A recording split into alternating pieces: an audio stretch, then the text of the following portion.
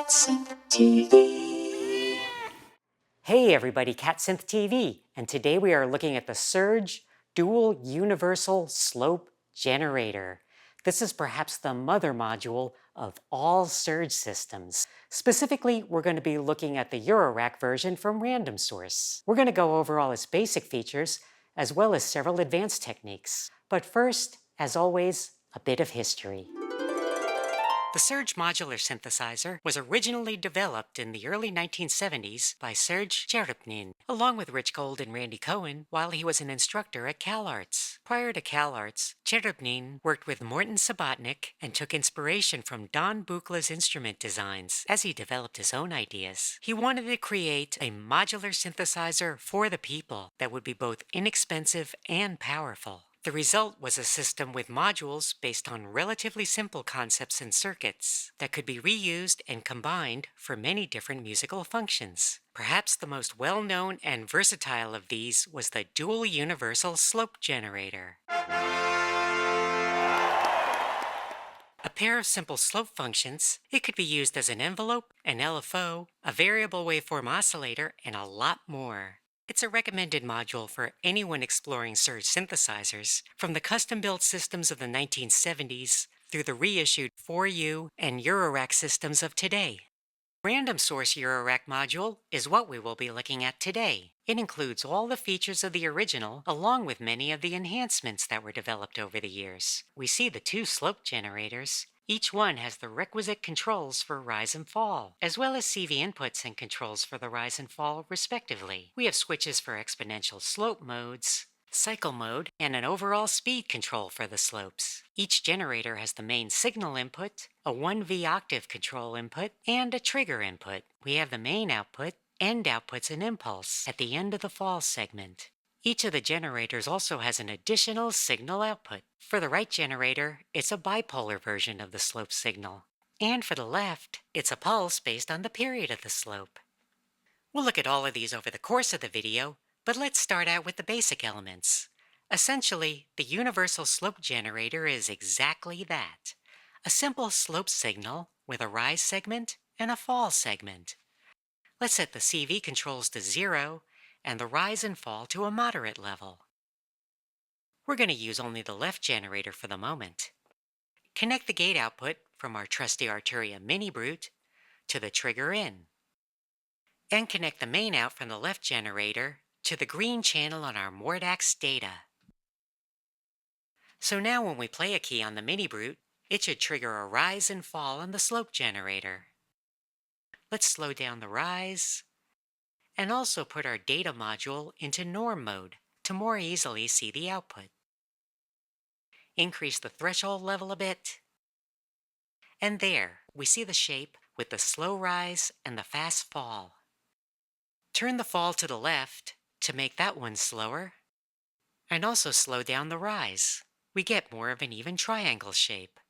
Slope goes up, slope goes down.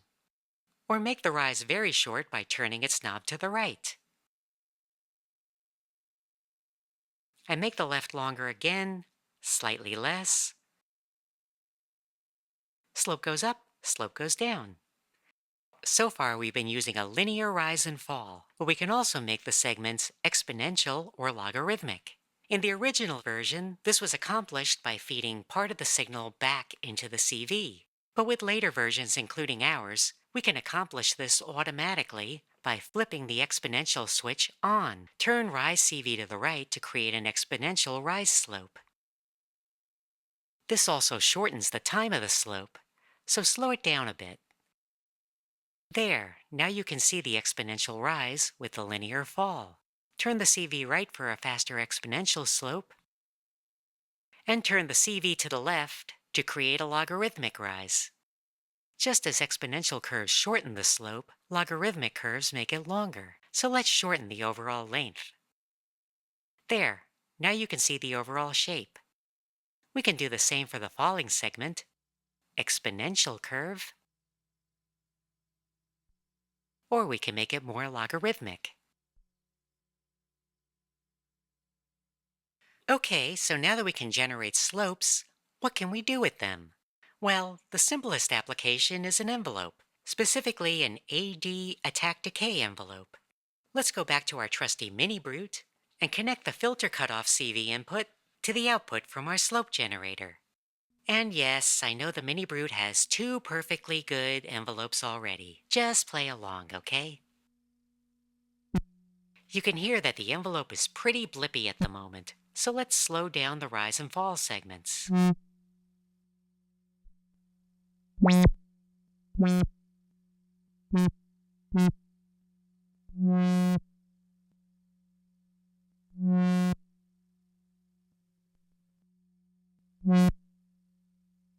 Exponential rise.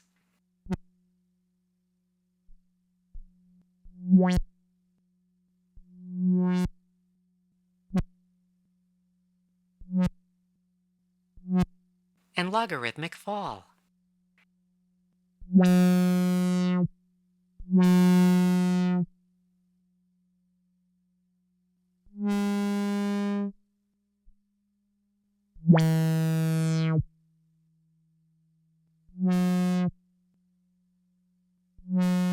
And make the rise logarithmic as well.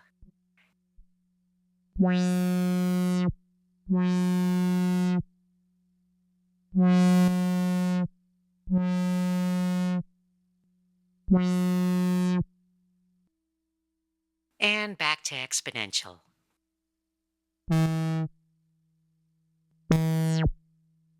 Now I'm going to turn on the blue channel and connect it to the gate from the mini brute, so we will see the gate signals alongside the slope. So one thing you see is that the slope generator does not retrigger while rising or falling. You can see that the second gate had no effect on the fall. This non-retriggering behavior of the slope generator is going to be pretty important as we go through the other applications later in this video.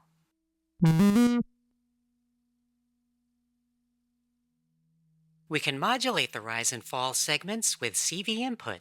For example, we can take the velocity out from our mini brute and connect it to the rise CV.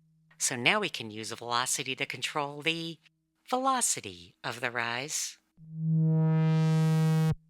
Adjust these a bit. And let's try a velocity for a slow rise.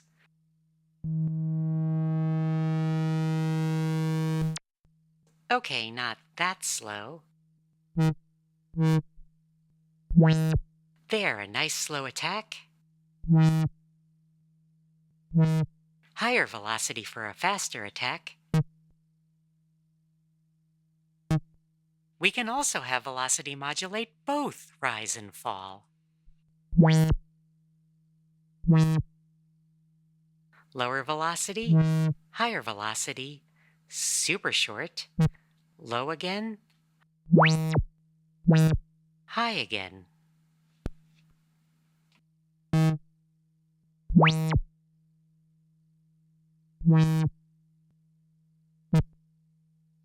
Now so far, we've been using the trigger input to start the slope generator. If we instead use the main input, the rise will increase to the input level and then stays at that level until the signal decreases. Then the fall will slope down to the new level. For a gate signal like the one we're using, this will create a trapezoidal attack, sustain, release envelope. Let's try it out now.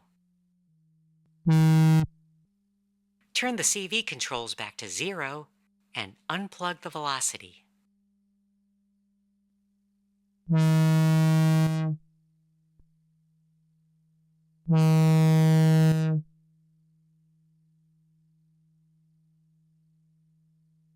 So you can see that the gate rise starts with the gate signal and reaches the top level, and then the fall starts back down to 0 after we release the gate. Let's try setting the rise to be logarithmic and the fall to be exponential.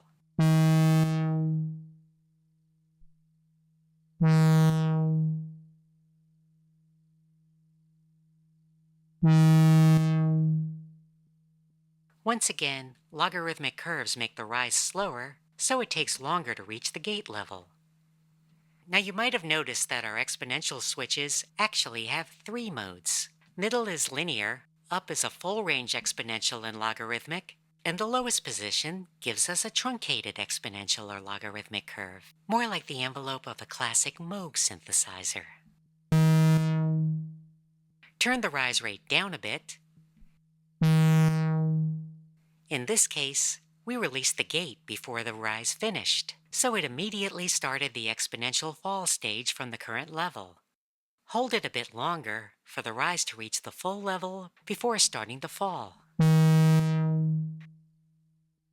Okay, so up to this point, we have been working with just the single slope generator. But remember, this is a dual slope generator, so we can use both for more complex functions, like a double envelope. Take the end output from the right slope generator and connect it to the trigger of the left slope generator.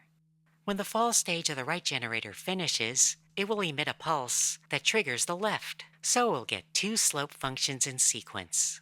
Connect the output of the left, which happens to have a red LED, to the red channel on our data module.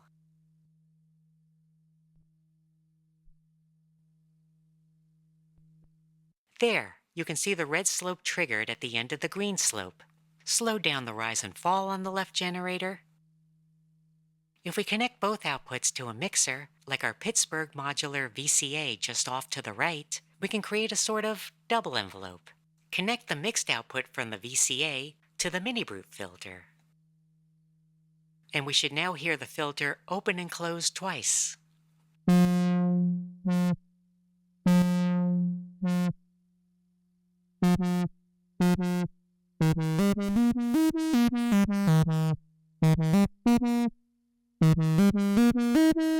Now, while the gate cannot re-trigger the right slope generator during its cycle, it can re-trigger the right generator while the left generator is running. The two slopes are completely independent. The only connection they have right now is the one that we made between the end of the right slope to the beginning of the left.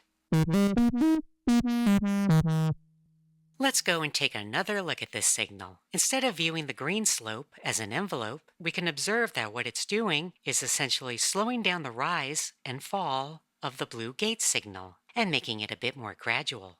We call this slowing down a slew function, and it's another common application for the slope generator. For this part of the demo, we'll use our SQ1 sequencer as the input. Put CV in the center and rise and fall all the way to the right.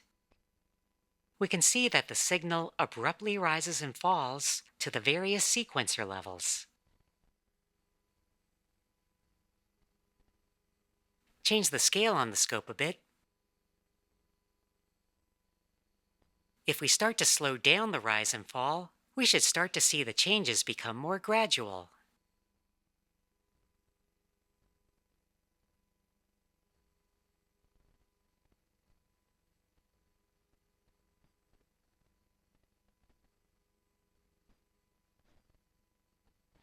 If we slow it down enough, we'll miss a sequencer step entirely because of the non-retriggering behavior that we talked about earlier. Okay, so once again, connect the slope to the cutoff filter of the mini-brute. Start off with no slew.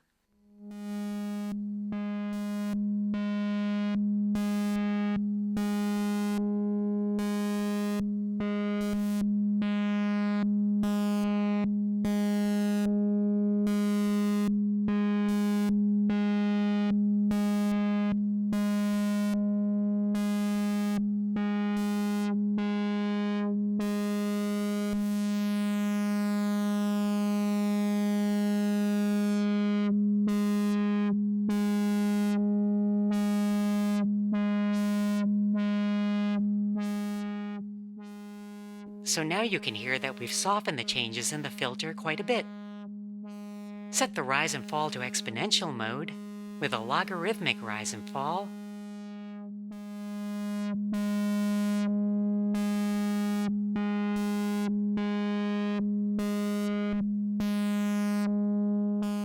Or an exponential fall.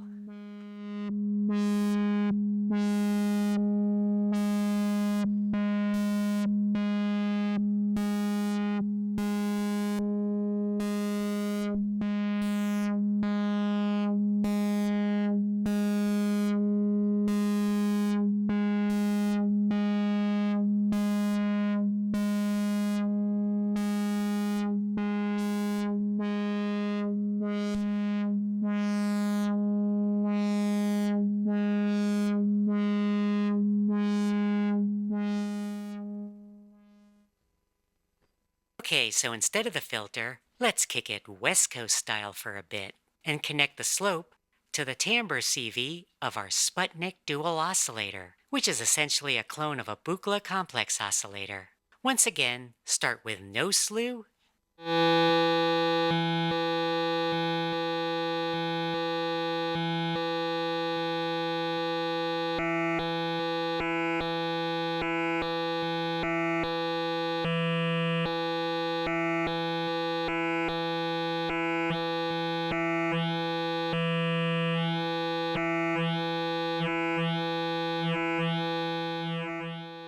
And once again, notice that when the slope is very slow, we might miss some steps.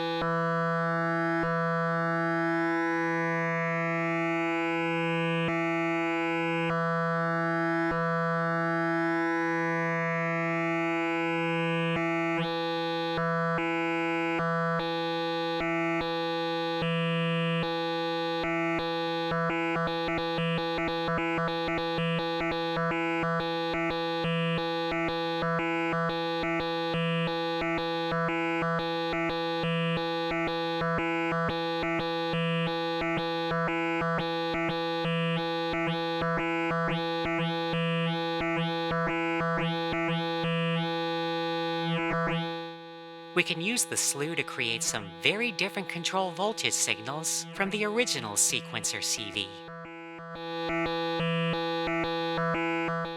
Another application of the universal slope generator is waveshaping. The blue signal we are looking at is the sine wave output from the dual oscillator. Isn't it lovely? Let's route that same sine wave to the input of the left slope generator. You can see that the slope signal is synchronized to the sine wave. We can think of this as another example of slewing, where the rise continues until it intersects with the sine wave, and then the fall continues until it intersects, and so on and so forth. But the other way to look at this is wave shaping.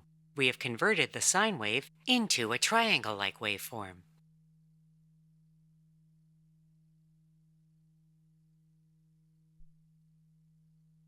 Let's connect the output from the data so we can listen to the slope generator.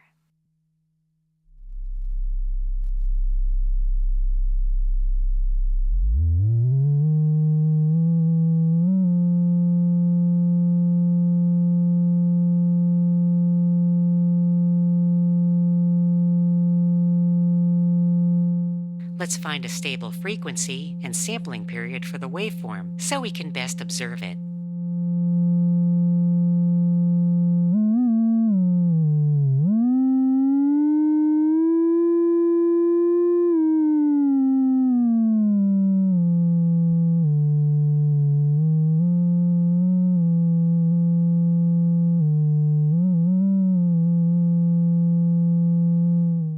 There we go. Right now, we are hearing the sine wave.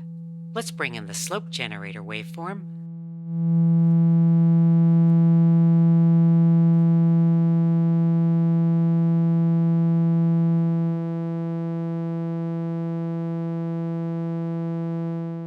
Adjust the rise and fall to get more of a triangle wave.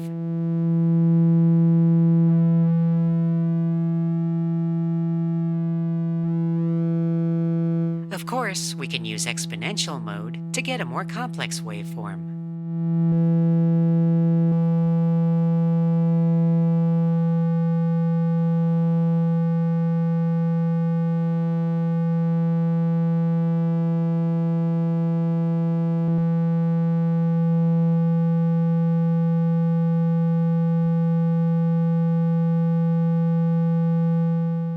Now this is pretty cool, but I would like to play this generated waveform from my keyboard. Let's take the keyboard pitch output from the Mini Brute and have it control the pitch of the sine wave.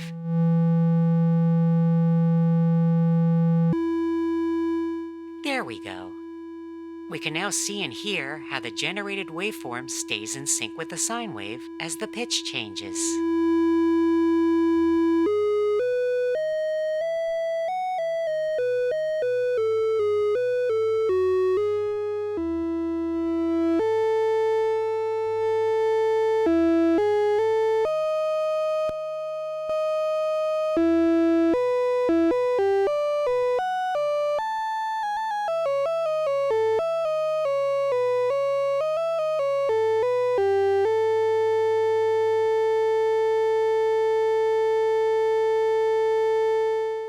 In the last segment, we saw how we can generate periodic waveforms with the slope generator by using a periodic waveform as the input, but it can also generate cyclic waveforms on its own. This can be easily accomplished by connecting the end output of the generator back to its trigger input. So a new rise and fall will be generated as soon as the previous one finishes. We can change the rise and fall times to change the frequency of the waveform. This might be easier to view if I put the data back in normal mode. There, we have this very pretty cyclic waveform. Switch the rise back to linear, and now readjust the length, adjust the fall to turn it into a triangle, and more of a sawtooth.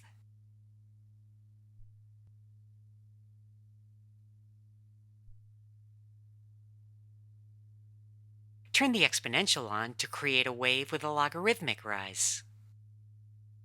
Again, notice that changing the rise and fall changes the overall length of the period, and thus the frequency of the waveform.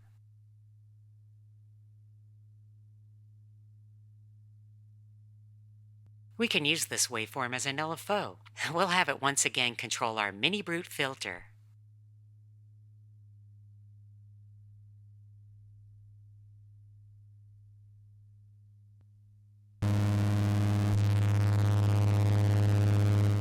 Slow it way down.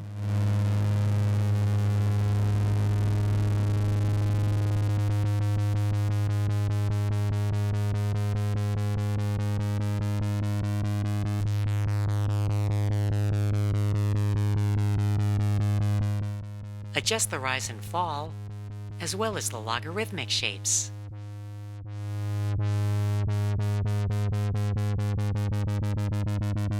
And again, adjusting the shape changes the LFO frequency.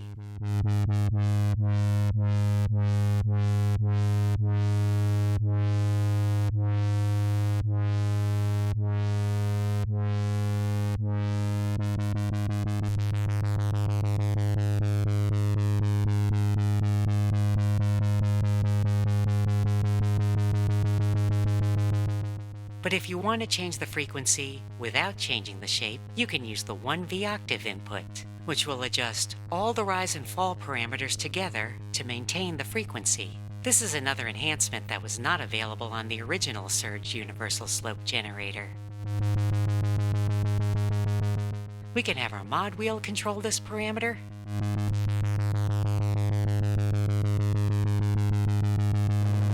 Adjust the rise and fall to be slower.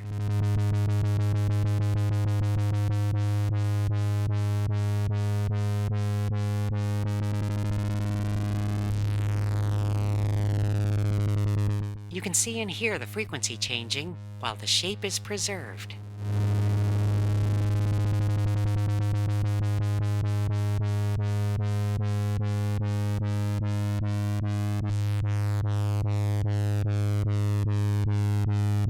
Let's switch once again from the filter to the timbre CV control on our dual oscillator.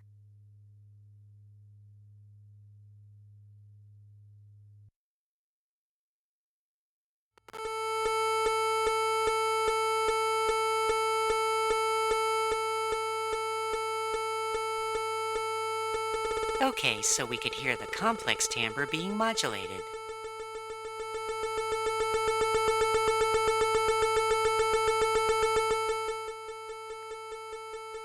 With this particular modulation, it makes sense to use the bipolar output, which outputs the generated waveform as both positive and negative voltages.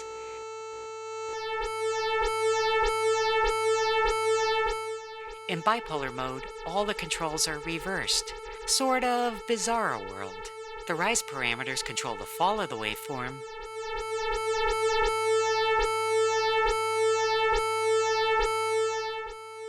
and the fall parameters the rise.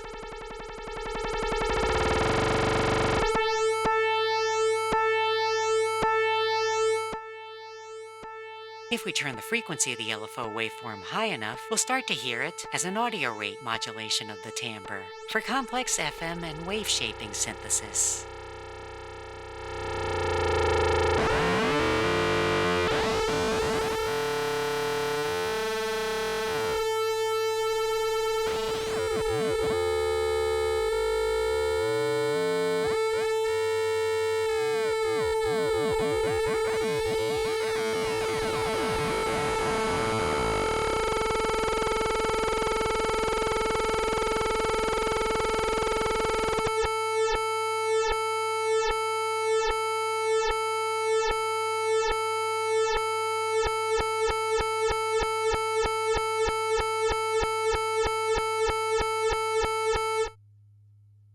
since we can generate audio rate cycles, we can also use the universal slope generator as an audio rate oscillator, capable of generating a variety of different waveforms.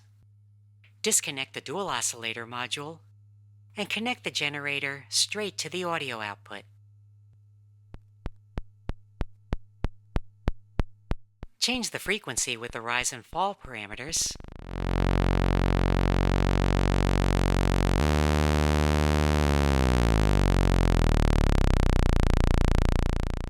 Now let's connect the keyboard's pitch control to the 1V octave input, so we can play the slope generator like a traditional oscillator.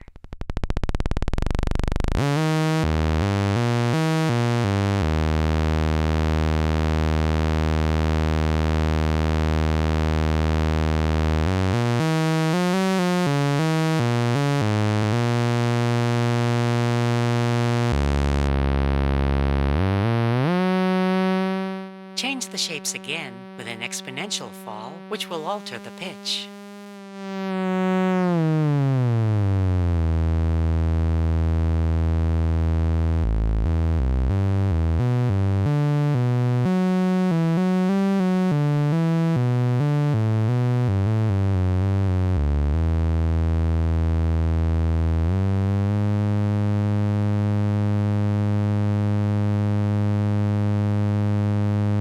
Instead of a bipolar output, the left slope generator has a pulse output, which outputs a pulse whose duty cycle and frequency are tied to the rise and fall parameters.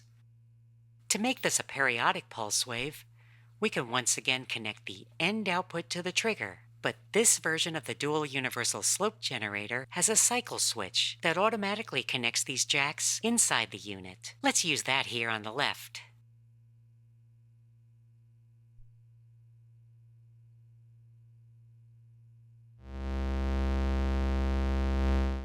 Adjust the rise and fall for a more even pulse wave.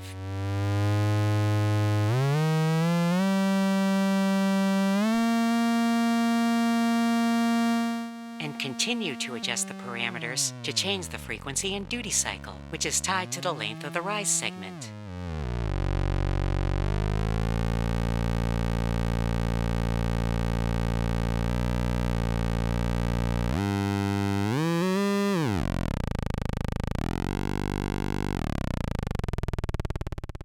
Once again, we can control the overall pitch with the 1V octave input, just like we did with the right generator.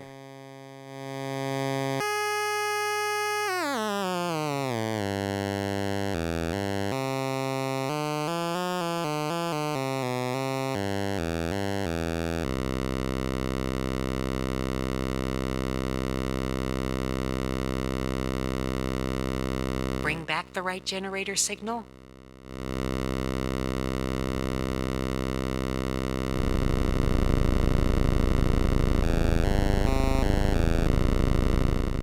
We can send the keyboard pitch to both the left and right 1V octave to control the pitches together. Adjust the relative pitch between them with the rise and fall controls on the right side.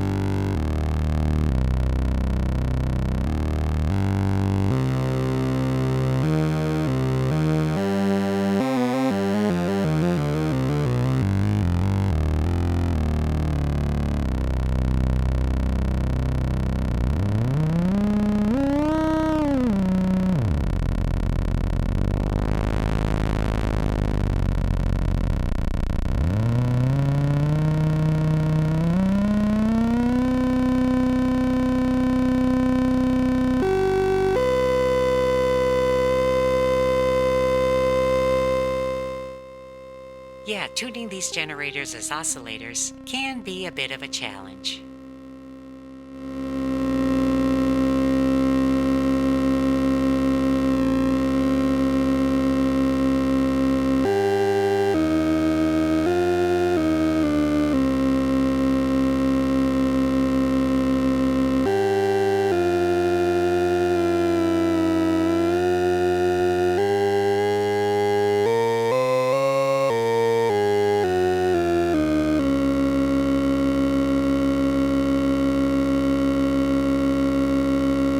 Now, before I continue, I'd like to ask you to please consider supporting this channel so that we may bring you more synthesizer and other cultural content coming out regularly. Links to our merch store, Patreon, and Ko-Fi are in the description below. And if you like what you see here, please give us a thumbs up and share with your friends, and maybe even a super thanks. Okay, so let's bring back that sine wave from our Sputnik dual oscillator again. Connect the sine wave to the right generator's input. Turn the green channel back on in the scope.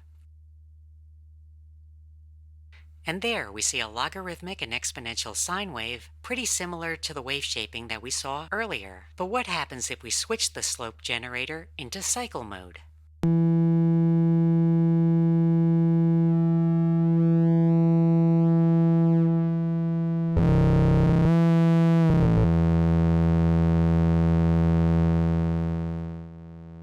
You can see that we start to get some more complex behavior there, including more complex waveforms. If the rise or fall is still in progress, while it crosses the sine wave, it will continue uninterrupted. As a result, we get a more complex waveform with double the period, or an octave lower. We can get other complex waveforms and different subharmonics.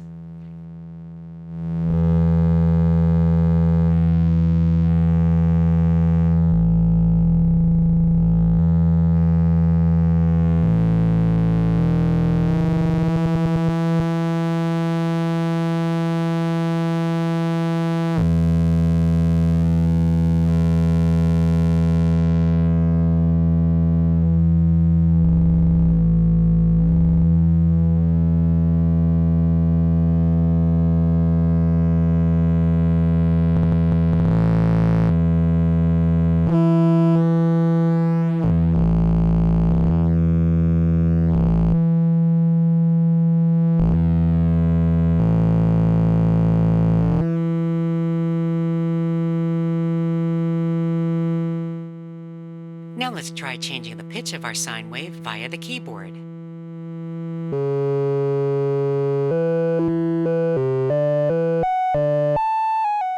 Unlike the non-cyclic wave shaping earlier, the slope generator now has its own periodic frequency, so it doesn't follow the input frequency. So what we're hearing are timbral changes rather than pitch changes. Once again, we need to send the 1V octave signal from the keyboard to both the source oscillator and the slope generator.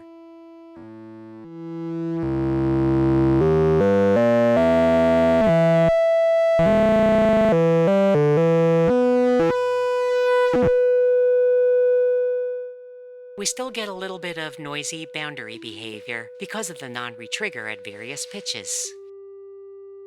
Let's tune this a bit more.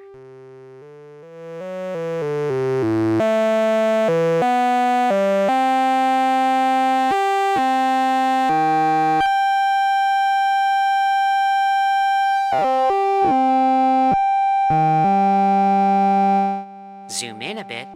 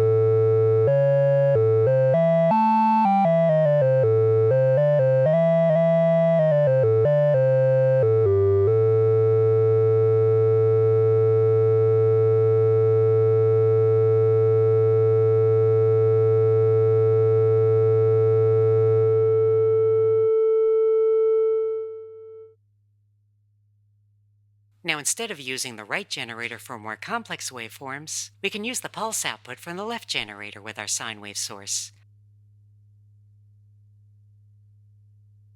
Now we have a pulse wave that tracks the pitch of the input.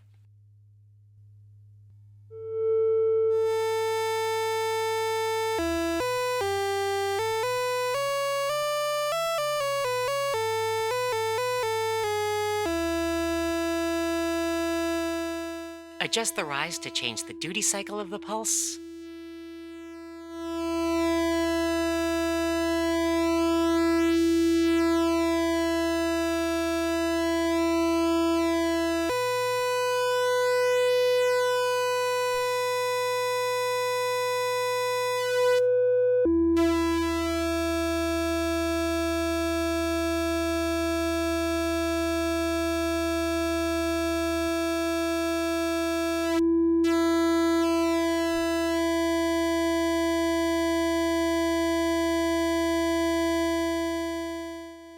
So now let's try taking the output from our right generator and modulate the rise of the left generator for a sort of crude pulse width modulation.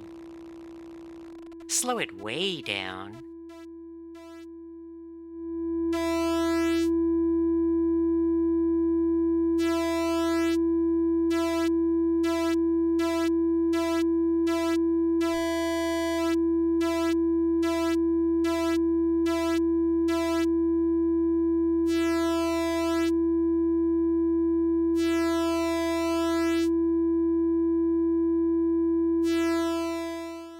Again, it'll be better to use the bipolar output.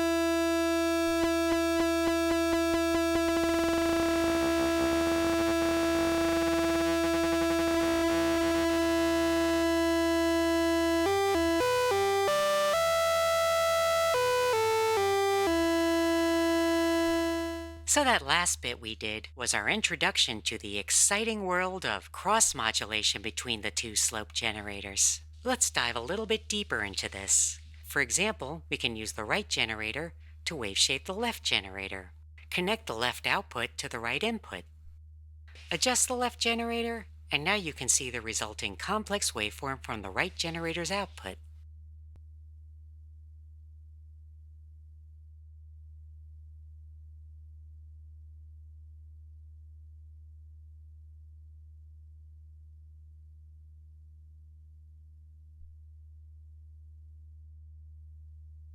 Let's take a listen.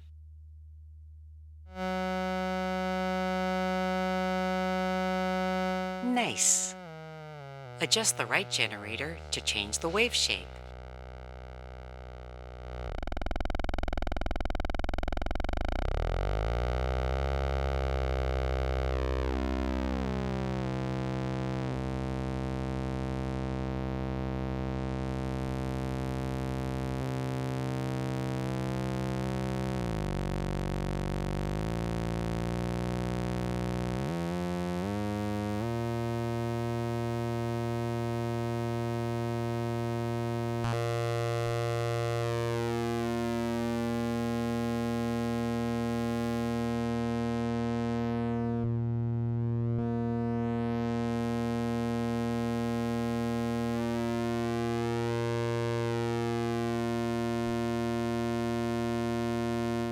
Connect the keyboard to the left generator.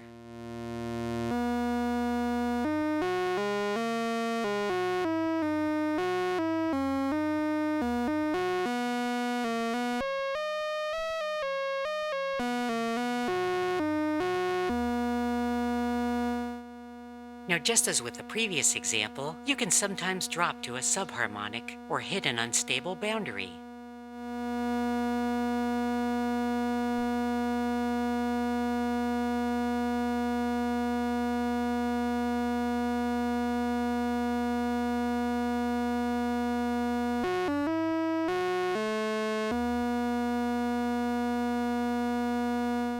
To keep the two slip generators pitch locked, connect both 1V octave controls to the keyboard.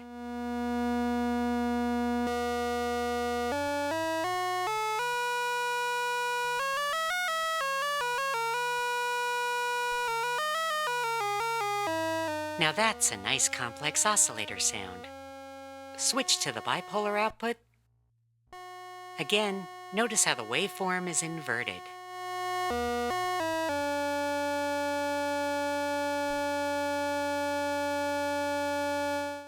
Okay, so we have the right generator wave shaping the left generator.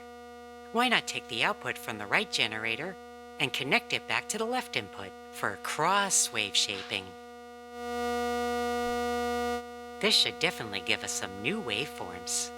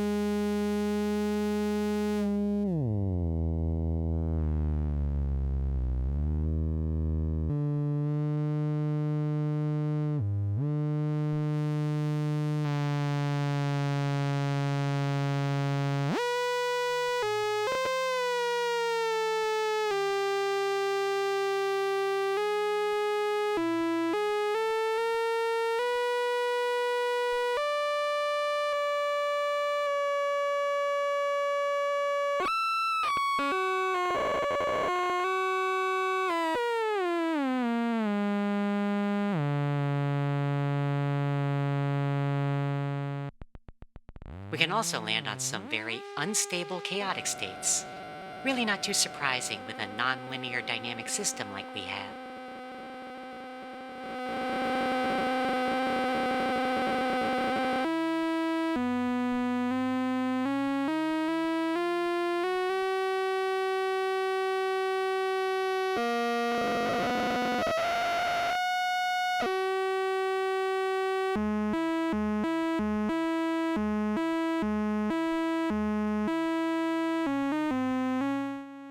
Notice that the octaves are no longer octaves. Disconnect and reconnect.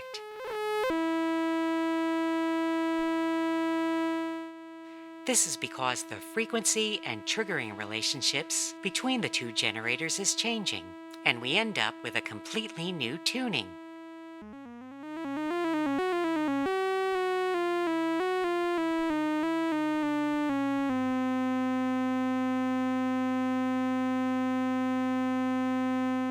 Now, this isn't the only way we can cross-modulate the generators. Instead of using the inputs, we can have the output of the left generator modulate the rise and fall of the right generator, giving us a simple frequency modulation.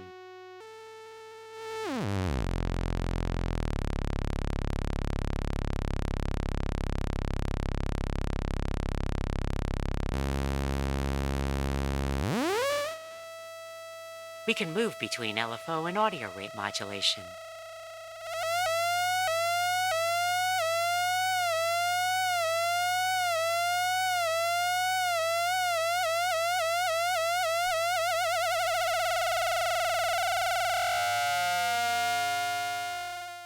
Because the ratio between the periods of the two generators is hard to match precisely, we get a much dirtier FM than we get with some other dedicated FM systems. But if we really wanted to tune this, we could use some external modulators to assist us.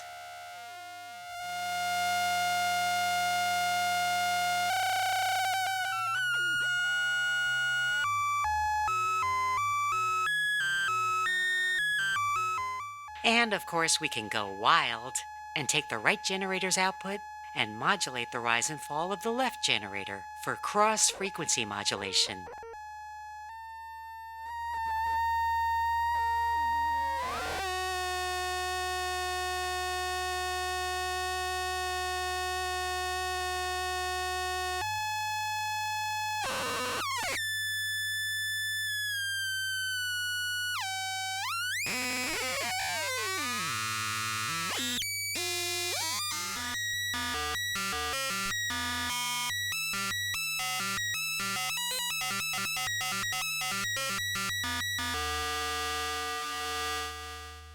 Yes, cross-modulation can yield some very complex results, and it can take a lot of practice and patience to really dial in a particular sound or control waveform that you like.